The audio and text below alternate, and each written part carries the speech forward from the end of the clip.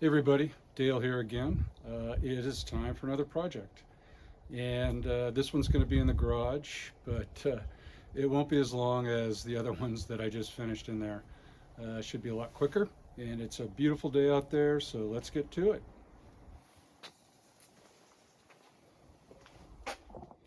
Here we are in my small garage. The good news is that I was able to buy from a neighbor who's retiring from woodworking his bandsaw, stand-up bandsaw, and a router table. But I got to make room for it. And there's also these pits down there in the garage floor. It's an old house built in 1938. So I need to, first of all, put everything on rollers. So all this extra wood, I need to build a lumber rack on wheels that I can move it around so I can access all this stuff over here when we need to. And I want to build a platform, rolling platform for the drill press. The bandsaw can already be wheeled around.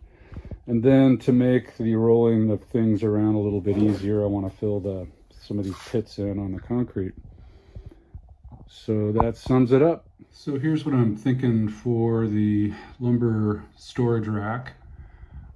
I don't normally store large sheets, full sheets of plywood for very long. Usually I buy those and cut them up pretty quickly for a specific project. So I don't have those lying around too much, and plus I just don't have the room in there. So I'm thinking that I'm going to build a rack that's capable of storing half sheets of plywood.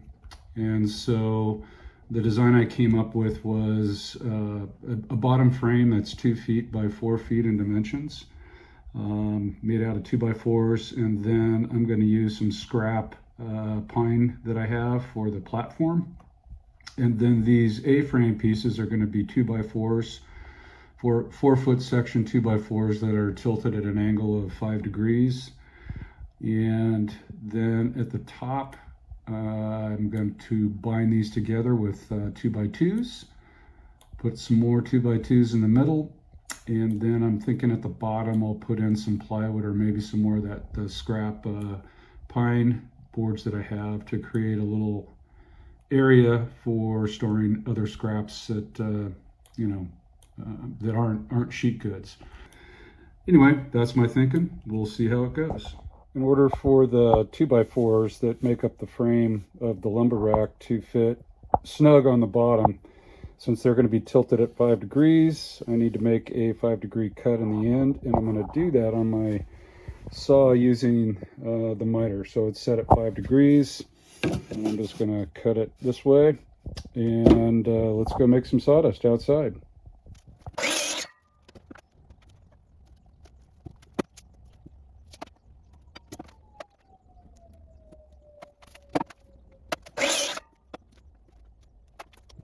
So for the 2x2s, I'm going to cut up some old scrap 2x6s that I've got lying around. So the first thing I'm going to do is square them up. So I'm just going to move the fence in until it snugs right up against the blade like that. Yeah, a little bit tighter. Pull that off. And then I'm going to move it in 1/4 of an inch right there. And square up that edge.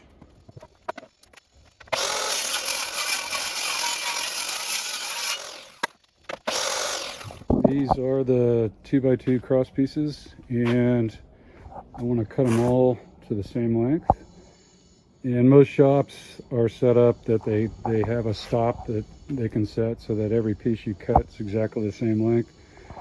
But obviously I don't have that set up out here. So one little trick that I do is I square the ends up best I can with a straight edge, clamp them together, and I'm going to make them all the same length with one cut across all 4 pieces. All right, a new day. I got the casters in last night, so it's time to put the frame together for the lumber rack, and I'm going to do that with pocket holes. But before I start drilling those, I wanted to lay the casters out where I want them on the frame so that I don't put pocket screws in a spot that's going to make me move the location of where I want those casters. So here we go.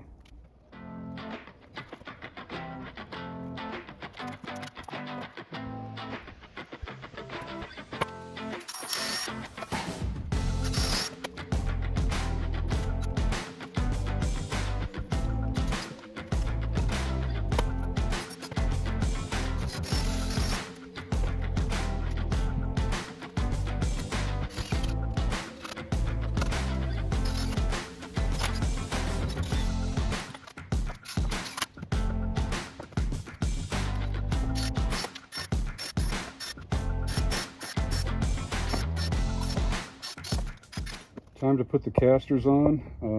Bought these off of Amazon. They're 4-inch nylon wheels. And I'm putting them on now because once I put the A-frame on this thing, it's going to be a little hard to turn it upside down and get those things on. So I just figured I'd put them on now and then lock the wheels and then build the top A-frame part. All right, I am back. So here is one of the sides of the A-frame that I've laid out to dry fit. I pre-drilled pocket holes in the cross pieces, one on this side, then you flip it over. There's another one on the other side so they don't intersect. And pre-drilled pocket holes for the 2x4s. And then I made these little strips right here that pieces of plywood are going to get screwed into. Didn't have one solid piece for this side, so I'm just using 2 pieces of scrap. And time to assemble it. Oh, and by the way, I figured it'd be easier to make both of the sides of the A-frame before I tried to mount them on top of that platform. Thought it might be a little easier. We'll see.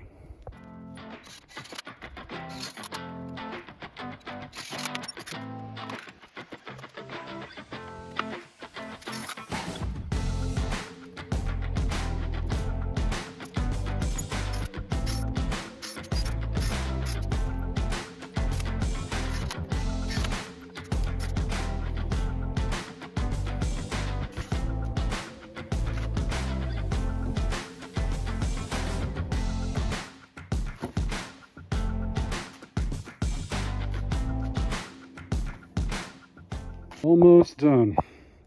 So it's all up. By the way, building the A-frames first, and then I just clamped them at the top, spread them out at the bottom. Work great. And the casters are in. Take a spin, lumber rack. There it goes. So I'm going to put, oops, runaway lumber rack. I'm going to put some strips of plywood along the bottom here. Make a lip so the plywood doesn't slip off, and then I'm going to load it up with lumber and get back to you. Let's wrap this up. So there's the finished lumber rack. I put 3 screws across, one here, one in the middle, one at the other end to tie it together. Put those little strips of plywood on the bottom, hold the pieces in there. The only additional modification is I'm probably going to put some bungee cords that kind of wrap things up so they don't fall around, but it rolls pretty easily.